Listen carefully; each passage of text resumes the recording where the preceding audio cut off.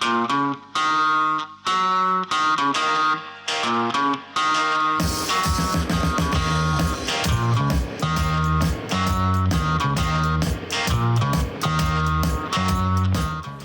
I'm going to be learning how to be a blacksmith, and we are here with Sandra, the owner of Two Smiths here in Kitchener. Tell us a little bit about how this place got started. I learned about blacksmithing about 28 years ago from a friend in university, and I think I fell in love with it because of the physical nature of the work. And I also really love to design things. I like the problem-solving aspect of designing functional objects.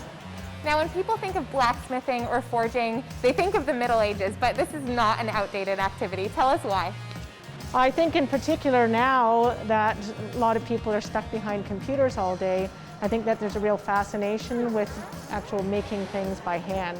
So we're taking raw materials and we're heating things up in a fire and using a hammer in order to shape things. You've got a huge facility here, so much room for different activities and workshops. What kinds of workshops do you run? We run introductory blacksmithing courses, we do tool making, we're going to offer a watering can making course, we teach coppersmithing courses, we do bronze casting, and we're actually looking at doing leather glove making.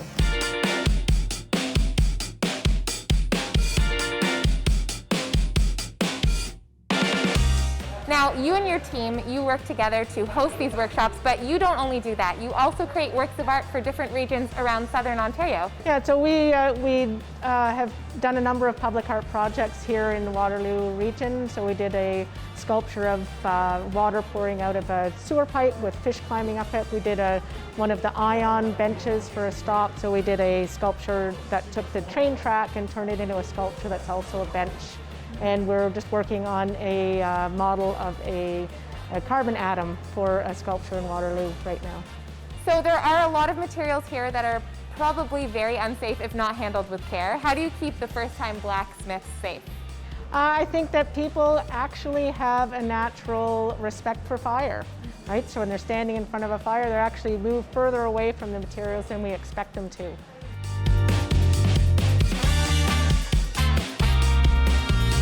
Now we're here with Amy, and she's going to be teaching me how to forge a spoon. But before we get into that, Amy, tell us why you love blacksmithing so much. I love it because you can change the shape of metal with such simple tools. So just using fire and a hammer, you can do so many things like stretch it out, change the volume, punch holes, things that you can't do cutting and welding. Talk about the feeling that your students get when they complete their first blacksmithing project and they get to take it home. Well, I think always the students are really thrilled that they were able to make something with their own hands and take something solid material like metal and change its shape. So they've always been really thrilled when they leave. And they get to take it home and say, I made this, which is such an accomplishment, which I'm super excited about today. Tell us, if people want to sign up for these workshops or get involved here, where can they go to do that? They can go to our website, so that's twosmiths.ca, and they can sign up for all sorts of classes. We have anything from forging to also coppersmithing, so we deal with mixed metals.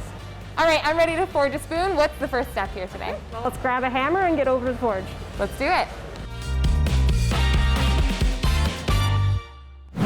So what we're going to do is we're going to heat up this piece of metal in the forge.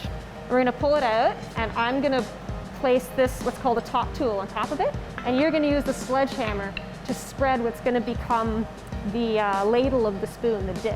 Oh, okay. How hard do I have to hit it? Hard, as hard as you want. Okay, cool.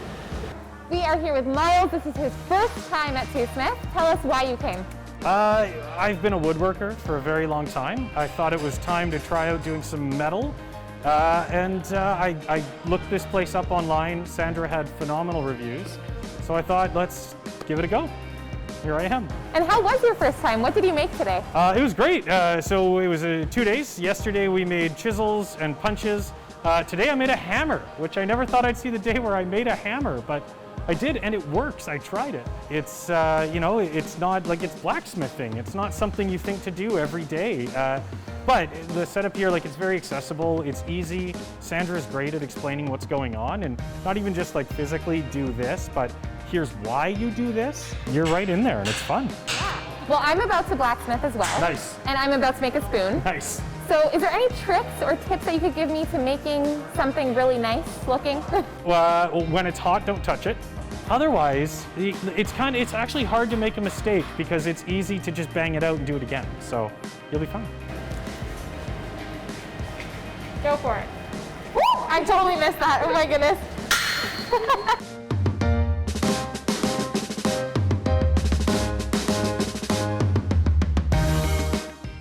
The best advice is don't overthink it. You're literally just making the metal red and hitting it with a hammer. There's a lot of things that are involved, but until you start actually doing it and watching the metal move, the best thing I can say is that when I first did it, it was almost like playing with Play-Doh, except you don't touch it. Oh, yeah. And the metal actually moves around quite easily with the stroke of a hammer. It's a bit of a surreal experience because when you watch TV shows and old movies, and it's kind of a forgotten skill that's, but is very much useful even in today's society. It's like you're being transported back in time.